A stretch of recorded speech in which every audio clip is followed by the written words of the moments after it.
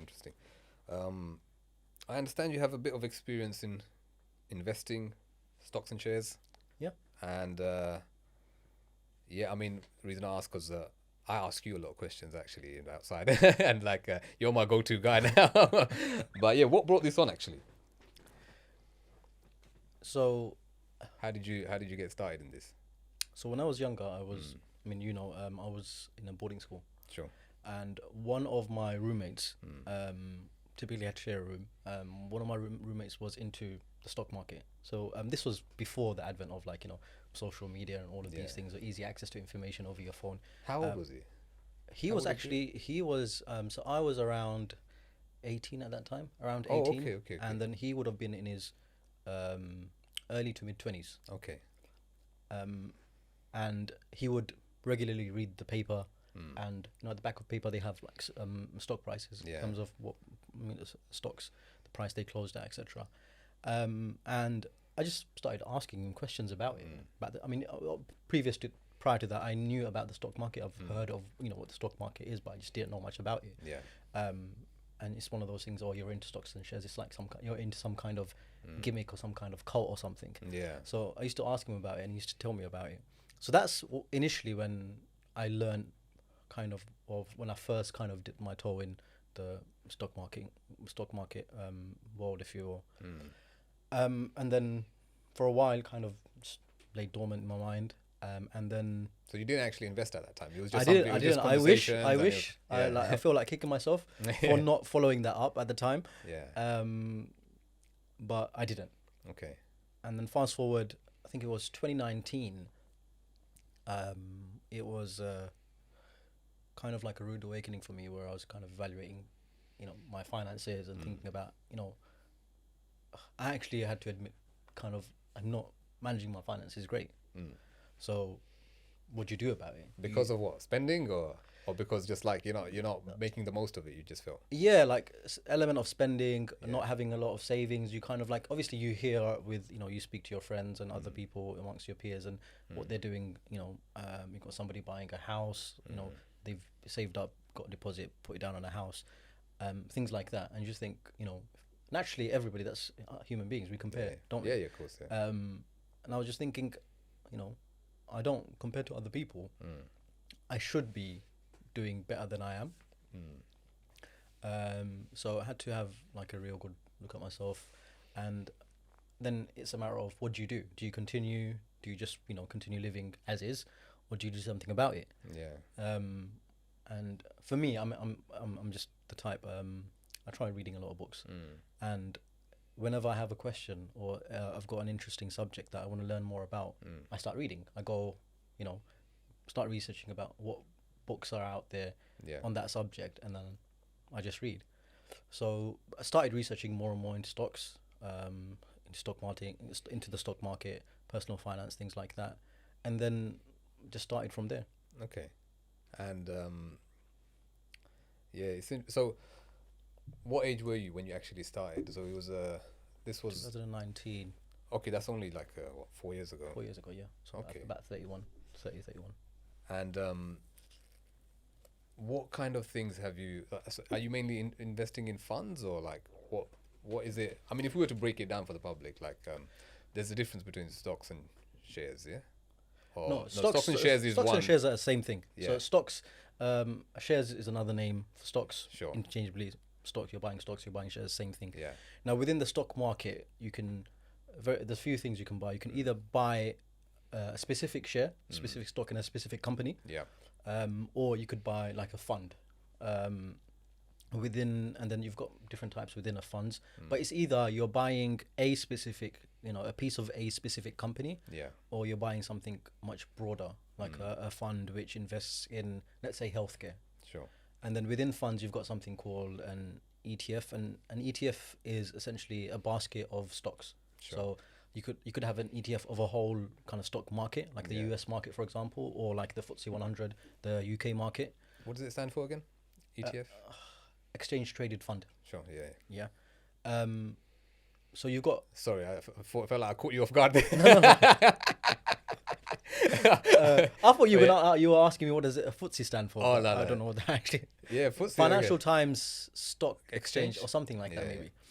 So in FTSE it- 100 is the UK. yeah, it's the top UK public traded Yeah, companies. 100 companies. Yeah. Yeah, public Yeah. traded 100 companies. You've got, I think, there's FTSE 250 as well, which is Okay. kind of below that. And the S&P 500 is the Yeah, worldwide. no, Is- S&P is- or 500 American? is the 500 biggest companies in America. Okay, sure. Yeah, so you could actually buy, invest in a fund that tracks either the FTSE 100 or the S&P, and Yeah. what that means is you're essentially tracking the market.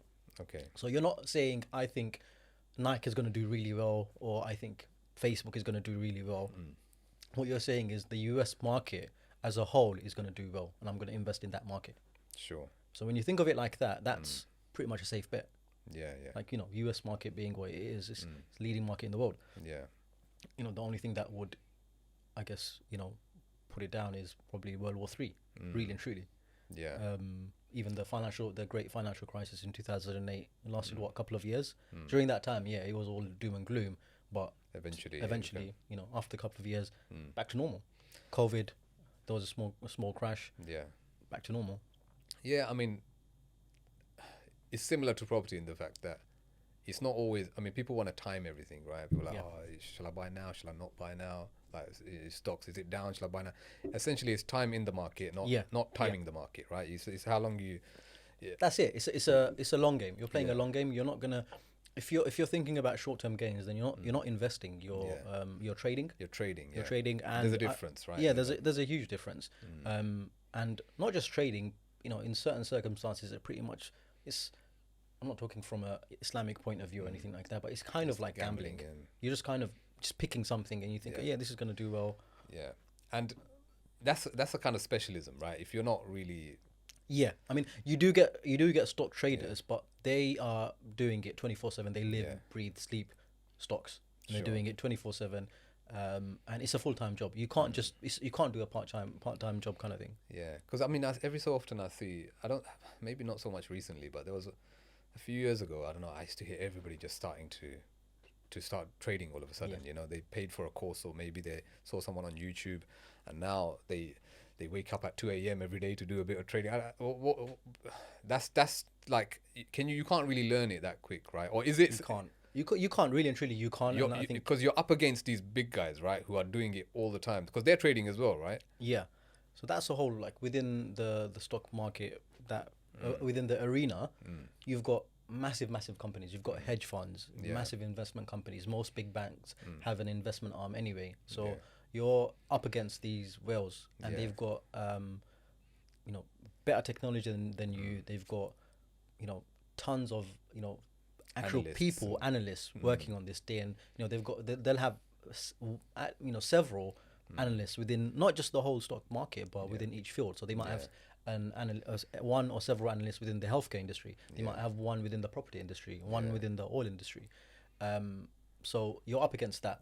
So I'm not saying it can't be done. There are people who do it, making a living, but it's definitely not a part-time job. And I think what you mentioned, where a couple of years ago, where a lot of people were doing it, the thing is, it's easy. I know we don't think it. You might think that, COVID with everything going on, but if you were following the stock market during that time, you can actually track it, where it kind of went down, and then this was around when Italy went into lockdown, because Italy went into lockdown before the UK did. Yeah. And then just as it was moving over to the UK, there was pretty much a global kind of crash stock market. But by June, July that year, it was back up, and from there was a bull run. Yeah. So when things are going well, when all stocks are going up, you could chuck your money on any company. In a month's time they'll be up, because what's that saying, a tide raises all ships. Yeah. Everything's on the up, so it's easy to kind of like to trade and then think, oh yeah, actually I made some money, so let me continue doing it. But then fast forward a year later, towards the end of 2021, Yeah. stocks started coming back down again. This is also a time when cryptocurrencies started coming down as well, and a lot of people lost a lot of money. Yeah. So I did want to touch on crypto actually, but Honestly, I don't have much experience within crypto. oh, so you didn't really get into cryptocurrencies, yeah? I mean, very little, but not a lot, no. Okay, fair enough. So So just that was more out of curiosity than Yeah. other than anything else. It was just Yeah. kind of like testing the water, seeing how it goes, and it was very little. Yeah, when it did start going really down, I was very like, because I'm not into that world. Yeah. I'm, as you probably know, because I ask you a lot of questions. I'm slowly trying to get into it, just to diversify a little bit. I'm very heavily into property, as you Yeah. might know. But yeah, I mean, I was very tempted to kind of when I saw Bitcoin at 13 or something like that, right? Like, I don't know what it is now. To be, I don't follow it, but 30. You it's should on. It's on. Yeah, I should have. Yeah, You so should've. there you go. It's at 30 now, yeah. Oh, I didn't know. Around that- When, around that. when did that happen? I mean, recently. Okay, so there was a quick I mean, it didn't happen like from 13, but it Yeah. slowly been been because rising. it was at 13 at one point. It was right? around, I think. I remember being at the gym and like everybody wants to give you like crypto advice. Yeah. Everyone's an expert, right? But he was telling me he's gonna wait until it goes to this much, like even lower. He thought it was gonna go, and I was thinking of just putting like quite a lot. But I'm like that though, like because I'm not. I would have done it on a whim. Yeah. It might have been a good choice, but again, like But it's Yes. again pot luck. Yeah, Like it yeah. could have been an alternative dimension. Yeah, yeah, reality yeah, it might have been actually it's not 30, it's down Yeah. to 7 or something, so you'd have lost. yeah, But I mean as a general piece of advice, don't invest in anything you don't understand. yeah. Because otherwise what are you doing? You're not investing. You're not investing. So You what about if someone like all those guys that like are taking people's money and not say making it sound bad, but like in investment companies they're phoning people, they want you to invest in stuff. They're meant to be the experts, right? They're taking your money. They're meant to be. Yeah. They're meant to be, but it's also within that you'll find a lot of herd mentality. Yeah. Like everyone's saying this stock is going to do really well or is doing really well, so Yeah. everyone jumps on it. Yeah. So I think as an individual investor, you do have some benefit. There are some benefits to being an individual investor. One is that you're not you don't have to follow the kind of rules that they follow. yeah. Like big hedge funds, companies like that, there's certain things they have to do. There's certain laws that they have to abide by because they're so big. Yeah. And they're managing millions, if not billions, of money, mainly other people's money. Yeah. Whereas an individual investor, you're not beholden to any of these laws, as long as obviously what you're doing is legal.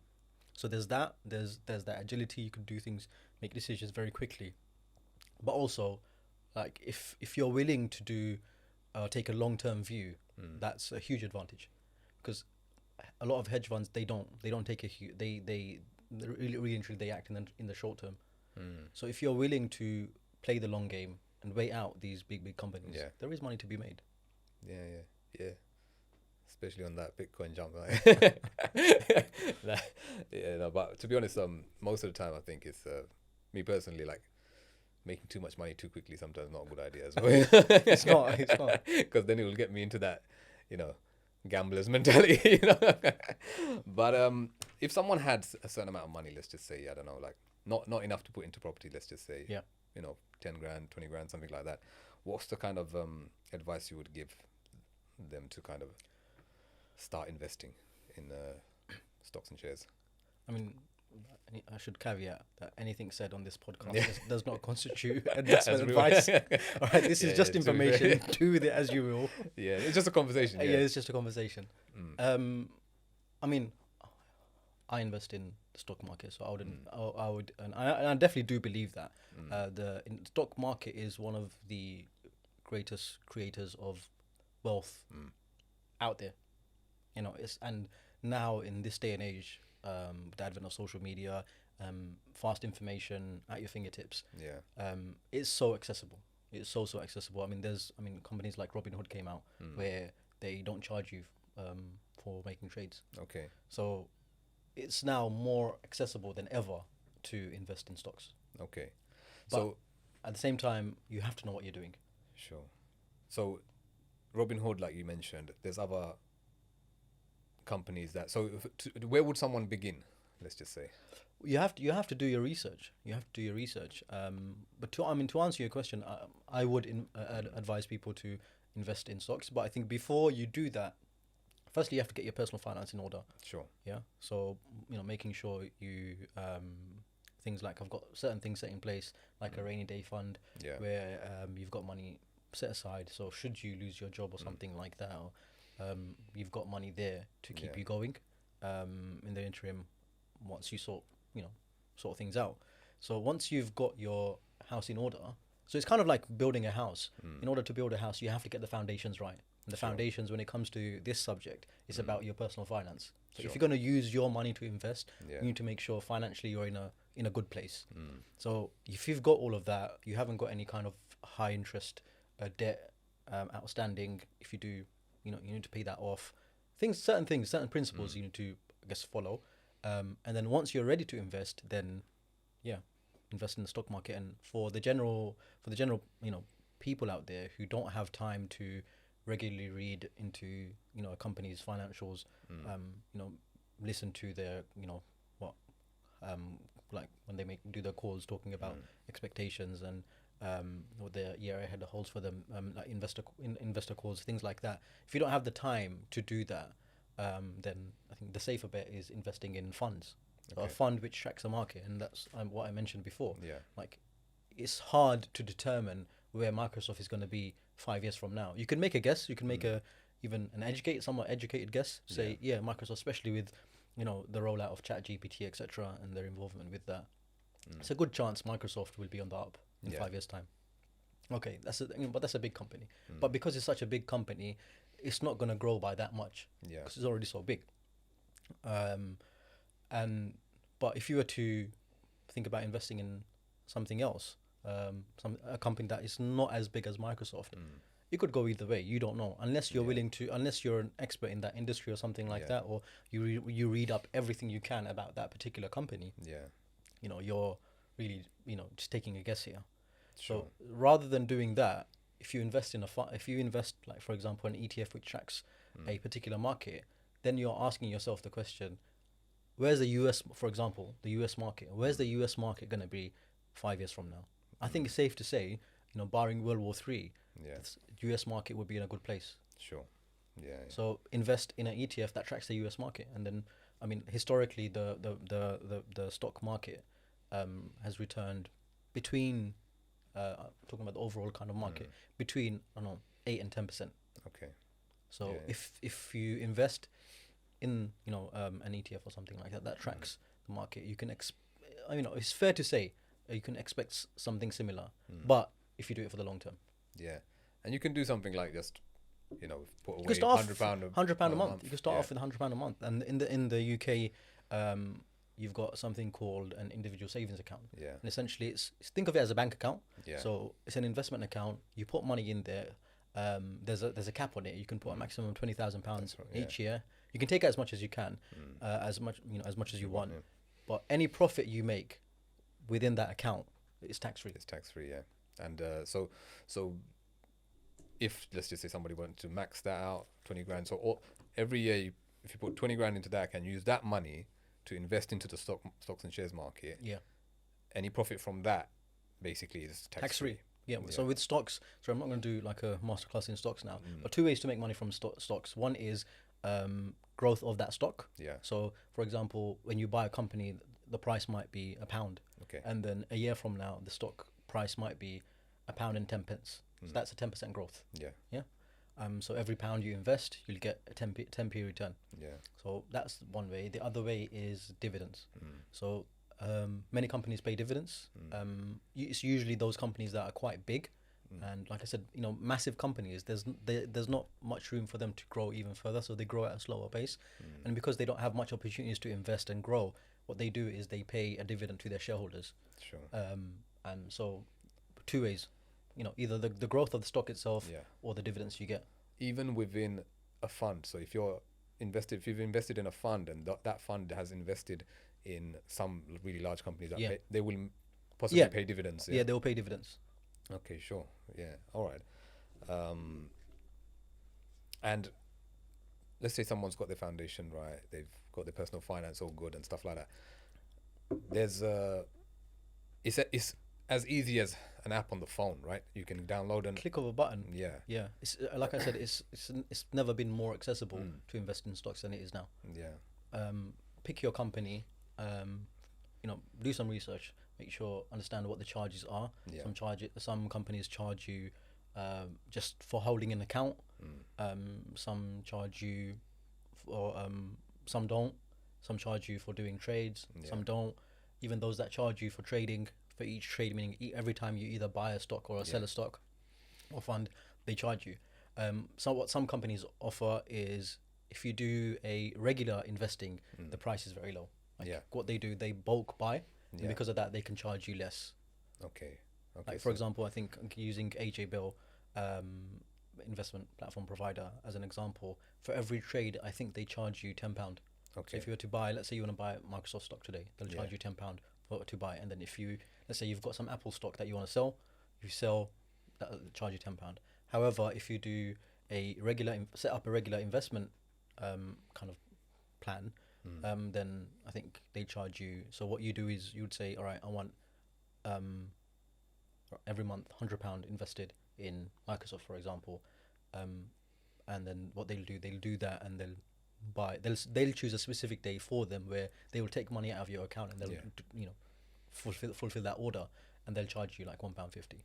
Yeah. Okay. Yeah. So I think fees are really important to understand what exactly you're paying for and how much you're being charged. But once you've got that set up, again, most big investment platforms, they have apps. Yeah. And they spend a ton of money in these apps to make it very user friendly. Yeah. They click up a couple of buttons, you can buy stock. Yeah. It's literally at your fingertips, like you said. I was really paying attention to what you said, because that's what you helped me do this is what I'm going to come to about. If somebody wanted to, I mean, a lot of people,